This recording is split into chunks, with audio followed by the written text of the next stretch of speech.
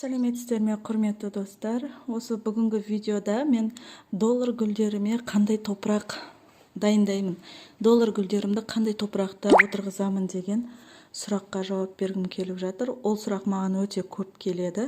Назарларыңызда міне менің доллар гүлдерім. Мына жерде доллар зенди. Көрініп тұрса, мына жаңа стрелкасын жіберген. Мына жерде тағы да мына жаңадан стрелкасын жіберіп жатыр. Мына доллар гүлінде де мына екі стрелкасын жіберген. Және астында тағы да мына өте көп стрелкаларын жіберіп жатыр. Мынау доллар равен. Былайша айтқанда черный доллар деп атайды. Доллар равен. Бұл да мына жерден стрелкасын шығарып келе жатыр. Мына гүлде өте көп стрелкалар шығарды. Мына жаңадан шыққаны көрініп тұр, мына жылтырлап. Қараңыздаршы. Ал мына жерге келетін болсақ, мына қараңыздаршы, бір дестен неше стрелка шығарып келе жатыр.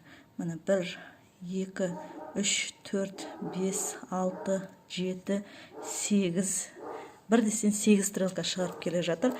Бұл гүлді мен көбейткенім. Осылай доллар гүлдеріңізге қандай топырақ дайындайтынын білмей жүрсеңіздер, видеоны соңына дейін қараңыздар. Видеоның соңында көптеген секреттермен бөлісетін боламын. Мына жерде мына доллар гүлінің топырағына келетін болсақ, мына доллар зендидің топырағы өте қарапайым. Қараңыздаршы, көрініп тұр ма сіздерге? Кәдімгі универсальный топырақ, магазиннен сатып алынған. Соған кәдімгі ауланың топырағын және кішкене құм араластырып, перлит араластырып отырғызғанмын. Бұл доллар гүлі қатты құнарлы бір топырақты жақсы көре бермейді. Осындай топырақта өте жақсы, тез активно өсетін болады. Тек қана универсальный топыраққа отырғызып қоймаңыздар, гүлдеріңіз өспейді. Именно осы доллар гүлдеріне, мына қараңызшы, мына жерде де өте жақсы көрініп тұр. Мына кәдімгі сап-сары болып көрініп тұр. Мына аула топырағы, қатты жеңіл емес топырақ көріп тұрсыздар ма? Мына бұл доллар гүлі негізінде өте құнарсыз, жаңағы ыстық жерде өседі. Сондықтан да бұған бір қатты құнарлы, көп су ішетін не керек емес. Бұл суды жақсы көре бермейді, суккулент сортына жатады деп айтып отырамын үнемі.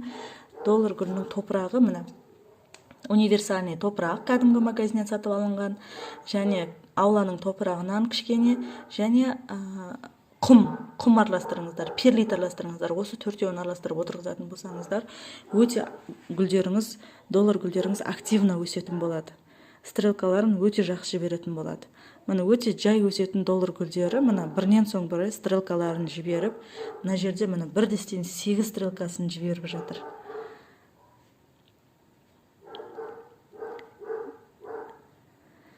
Назарларыңызға рахмет. Егер видео ұнаса, лайк басып, каналға тіркеліп кетуді ұмытпаңыздар. Және сұрақтарыңыз болса, төменге комментарийға қалдырып кетсеңіздер болады. Міндетті түрде жауап беретін боламын. Осындай доллардың сортын, әртүрлі сортынан өсіріп, өздеріне бір керекті ыңғайлы топырақ дайындап, доллар гүлдеріңіз жайқалып өсе берсін. Видеоны соңына дейін қарағандарыңызға рахмет, сау болыңыздар.